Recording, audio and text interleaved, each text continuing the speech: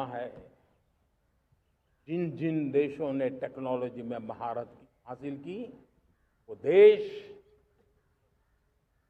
विकास की ऊंचाइयों को पार कर गए, शिखर पर पहुंच गए। आर्थिक शक्ति नए पैमाने पर पहुंचती गई। हम जब टेक्नोलॉजी के अलग अलग आयामों की बात करते हैं, तो मैं आपका ध्यान आकर्षित करता हूं सेमीकंडक्टर्स पे। उदाहरण के तौर पे बताता हूं,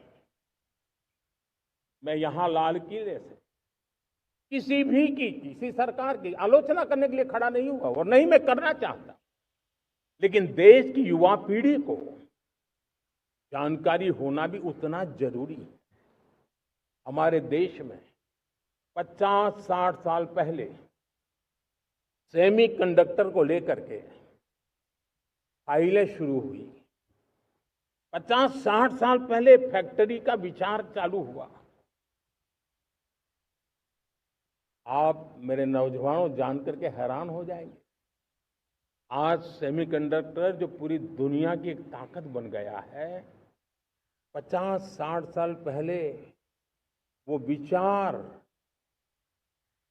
वो फाइलें अटक गई, लटक गई, अटक गई। सेमीकंडक्टर के विचार की ही भ्रूण हत्या हो गई। 50-60 साल गवा दिए। हमारे बाद कई देश सेमीकंडक्टर में आज महारत हासिल करके दुनिया में अपनी ताकत को प्रस्थापित कर रहे हैं। साथियों, आज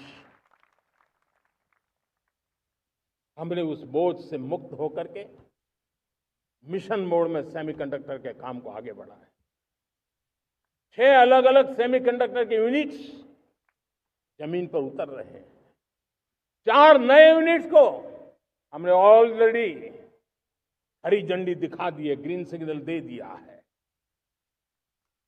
और देशवासियों और मेरे खास करके नौजवानों और विश्व भर में भारत की टेक्नोलॉजी की ताकत को समझने वाले लोगों को भी कहना चाहूंगा, इसी वर्ष के अंत तक मेड इन इंडिया, भारत की बनी हुई, भारत में बनी हुई, भारत के लोगों द्वारा बनी हुई मेड इन इंडिया चिप्स बाजार में आ जाएगी।